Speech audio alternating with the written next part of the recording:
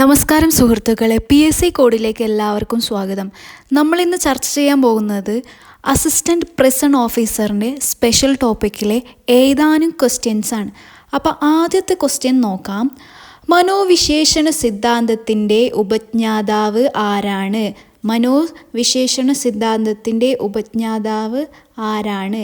അതിൻ്റെ ഉപജ്ഞാതാവാണ് Sigmund Freud. നമുക്ക് option കൊടുത്തിട്ടുണ്ട്. വില്യം വൂണ്ട് ഉണ്ട്, കാൾ യങ് ഉണ്ട്, ഇവാൻ പാവ്ലോവ് ഉണ്ട്. ആൻസറാണ് സിഗ്മണ്ട് ഫ്രോയിഡ്. അപ്പോൾ മനോവിശേഷണം പറഞ്ഞെങ്കിൽ സൈക്കോ അനാലിസിസ് ആണ്. അപ്പോൾ അനാലിസിസിന് 3 തലങ്ങൾ ഏതെല്ലാമെന്ന് ചോദിക്കുന്നുണ്ട്. 1 ബോധ മനസ്സ്, 2 ഉപബോധ മനസ്സ്, 3 അബോധ മനസ്സ്. നിത്യേന ഉപയോഗപ്പെടുത്തുന്ന ഓർമ്മകളുള്ളത് ബോധമനസ്സിലാണ്. ബോധമനസ്സിലേക്ക് വേഗം കൊണ്ടുവരാൻ കഴിയുന്നതും എന്നാൽ പൂർണ്ണമായ ബോധമില്ലാത്തതുമായ മനസ്സ് ഉപബോധ മനസ്സാണ്. മനസ്സിൻ്റെ ഏറ്റവും ആഴങ്ങളിൽ പറഞ്ഞിരിക്കുന്ന തലമാണ് അബോധ മനസ്സ് എന്ന് പറയുന്നത്. ശ്രദ്ധിക്കുക.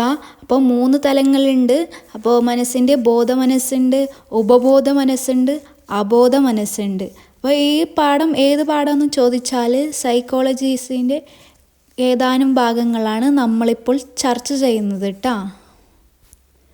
മനസ്സിൻ്റെ ഏറ്റവും ആഴങ്ങളിൽ മറിഞ്ഞിരിക്കുന്ന തലമാണ് അബോധ മനസ്സ്. ഫ്രോയിഡിൻ്റെ അഭിപ്രായത്തിൽ ഏറ്റവും വലുത് അബോധ മണ്ഡലവും ഏറ്റവും ചെറുത് ബോധമണ്ഡലവുമാണ്. സിഗ്മണ്ട് ഫ്രോയിഡിൻ്റെ അഭിപ്രായത്തിൽ വ്യക്തിത്വ വികാസനത്തിന് മനസ്സിൻ്റെ സാന്തുലനാവസ്ഥ നിലനിർത്തുന്നതിന് വലിയ പങ്കാണുള്ളത്. അപ്പോൾ അതേതായിരിക്കും? അബോധ മനസ്സാണ്. സാന്തുലനാവസ്ഥ നിലനിർത്തുന്നത് വലിയ പങ്കുള്ളത് അബോധ മനസ്സ് ആയിരിക്കും. അപ്പോൾ അതിൽ ബോധ മനസ്സുണ്ട്, ഉപബോധ മനസ്സുണ്ട്. ബോധ മനസ്സിനും ഉപബോധ മനസ്സിനും ഉണ്ട്. അപ്പോൾ അബോധ മനസ്സാണ് ആൻസറായിട്ട് വരുന്നത്. 5ാമത്തെ ക്വസ്റ്റ്യൻ നോക്കാം. സിഗ്മണ്ട് ഫ്രോയിഡിൻ്റെ മനോവിശേഷണ സിദ്ധാന്ത പ്രകാരം സ്ലിപ്പ് ഓഫ് ടങ്, നാക്കുപിഴക്ക് കാരണമാകുന്നത് എന്താണ്?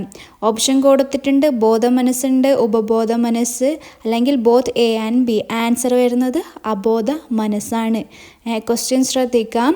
സിഗ്മണ്ട് ഫ്രോയിഡിൻ്റെ മനോവിശേഷണ സിദ്ധാന്ത പ്രകാരം സ്ലിപ്പ് ഓഫ് ടങ്, നാക്ക് പിഴന് കാരണമാകുന്നത് ഏതാണ്? 6th ക്വസ്റ്റ്യൻ നോക്കാം. അതായത് 6ാമത്തെ ക്വസ്റ്റ്യൻ. സിഗ്മണ്ട് ഫ്രോയിഡിൻ്റെ വ്യക്തിഗത ഘടനയെക്കുറിച്ചുള്ള സിദ്ധാന്ത പ്രകാരം മനോഘടനയെ എത്രയായി തരംതിരിച്ചിരിക്കുന്നു?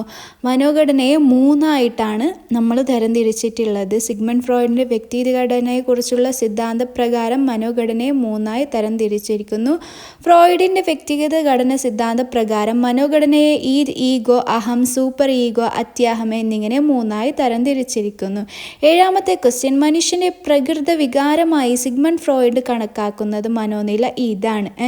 ഓപ്ഷൻ കൊടുത്തിട്ടുണ്ട്. ഈഗോ കൊടുത്തിട്ടുണ്ട്, സൂപ്പർ ഈഗോ കൊടുത്തിട്ടുണ്ട്. കാമം, ക്രോധം, മോഹം, മതം, മാത്സര്യം തുടങ്ങിയ വികാരങ്ങൾ മനുഷ്യനെ അടിമപ്പെടുത്തുന്ന മനോഘടനയാണ് ഇതെന്ന് പറയുന്നുള്ളത്. അപ്പോൾ ഇതെന്ന് പറയുന്നത് മനോഘടനയാണ് കേട്ടോ. 8ാമത്തെ ക്വസ്റ്റ്യന്. ഭൗതിക സുഖത്തിൻ്റെ അധിഷ്ഠിതമായ മനോഘടനയാണ് ഇത്. അപ്പോൾ ഓപ്ഷൻ കൊടുത്തിട്ടുണ്ട്. ഈഗോ ആണോ, സൂപ്പർ ഈഗോ ആണോ, അല്ലെങ്കിൽ both B and C. Answer വരുന്നുള്ളത് ഇതാണ്. അപ്പോൾ പിന്നെ അതിനെക്കുറിച്ച് ഡീറ്റെയിൽ ആയിട്ട് പറഞ്ഞിട്ടുണ്ട്. ഭൗതിക സുഖം, സ്വാർത്ഥത എന്നിവ ഈദിൻ്റെ ശക്തിയാണെന്ന് പറഞ്ഞിട്ടുണ്ട്. അതായത് ഈദിൻ്റെ അണ്ടറിൽ വരുന്നതാണ്. 9ാമത്തെ ക്വസ്റ്റ്യൻ നോക്കാം. യുക്തിയോ നീതിയോ ഇല്ലാത്ത മനോഘടനയാണ് ഈദ് എന്ന് പറയുന്നത്. യുക്തിയോ മനോഘടനയോ ഇല്ലാത്ത മനോഘടനയാണ് ഈദ്. ഈഗോ അല്ല, സൂപ്പർ ഈഗോ അല്ല, ഈദ് മാത്രമാണ് ആൻസർ വരുന്നത്. ഈദ് എന്നത് കീടാഞ്ഞണമില്ലാത്ത കരിക്കുന്ന കതിരക്ക് സമാനമായ മനോഘടനയാണ്. ഈദ് മനോഘടന അധിവാസം കൂടുതലും അബോധവസ്ഥ മനസ്സിലുമാണ്. 10ാമത്തെ ക്വസ്റ്റ്യൻ നോക്കാം. ലൈംഗിക അഭിലാഷം, സെക്സ് ഡിസയർ എന്നത് ഏത് മനോഘടനയുടെ മേഖലയാണ്? ഈദാണ് കേട്ടോ ആൻസർ. ഓപ്ഷൻ 11th ക്വസ്റ്റ്യൻ, അതായത് 11ാമത്തെ ക്വസ്റ്റ്യൻ. മനുഷ്യ മനസ്സിൻ്റെ പോലീസ് ഫോഴ്സ്, വ്യക്തിത്വത്തിൻ്റെ സംരക്ഷകൻ എന്നിങ്ങനെ അറിയപ്പെടുന്ന മനോനില ഏതാണ്? ഓപ്ഷൻ കൊടുത്തിട്ടുണ്ട്. ഈദ്, സൂപ്പർ ഈഗോ, അല്ലെങ്കിൽ both B and C. Answer വരുന്നത് ഈഗോ ആണ് കേട്ടോ. അതായത് അഹം. B and C അല്ല. ഇതിനെ നിയന്ത്രിക്കുന്ന ഈഗോ, അഹം പോസിറ്റീവായ മനോഘടനയാണ്.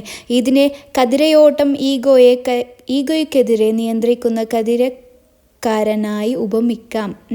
ഇതിൻ്റെ റിലേറ്റഡ് ഫാക്റ്റാണ് ഇപ്പോൾ പറഞ്ഞിട്ടുള്ളത്. അപ്പോൾ 12ാമത്തെ ക്വസ്റ്റ്യൻസ് നോക്കാം. യഥാർത്ഥ തത്വമനുസരിച്ച് പ്രവർത്തിക്കുന്ന മനോഘടനയാണ്. ഓപ്ഷൻസ് ഏത് സൂപ്പർ ഈഗോ ഉണ്ട്. ആൻസർ വരുന്നത് ഈഗോ ആണ്, അഹമാണ് കേട്ടോ. ഇതിനെ കുറിച്ചിട്ടാണ് ഈഗോനെ കുറിച്ചിട്ടാണ് ഇപ്പോൾ പറയുന്നുള്ളത്.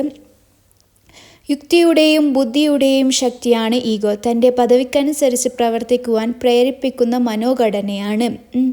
അടുത്ത ക്വസ്റ്റ്യൻസ് നോക്കാം. ഇതിൻ്റെ ക്വസ്റ്റ്യൻസും റിലേറ്റഡ് ഫാക്റ്റും നമ്മൾ ഇതിൻ്റെ കൂടെ തന്നെ പറയുന്നുണ്ട്.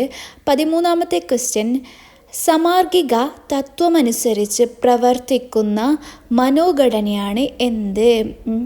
ഓപ്ഷൻസ് ഏത് ego super ego. Super ego അത്യഹ്യമാണ്. ആൻസർ വരുന്നുള്ളത് സൂപ്പർ ഈഗോ ആണ് കേട്ടോ. 13ാമത്തെ ആൻസർ വരുന്നുള്ളത് സൂപ്പർ ഈഗോ. മനുഷ്യനിലെ നൈതിക ശക്തിയാണ് സൂപ്പർ ഈഗോ അഥവാ അത്യഹം എന്ന് പറയുന്നുള്ളത്.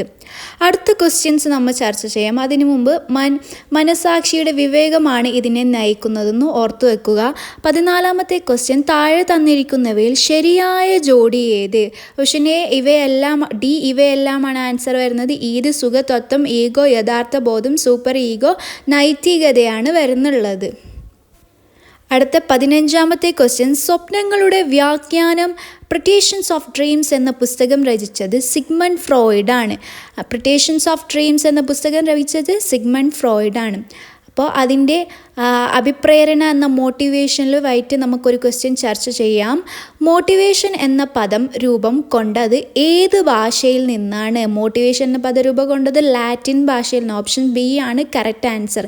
ചലനം എന്നർത്ഥം വരുന്ന മോട്ടിവേ എന്ന ലാറ്റിൻ പദത്തിൽ നിന്നാണ് മോട്ടിവേഷൻ എന്ന പദരൂപം കൊണ്ടിരിക്കുന്നത്.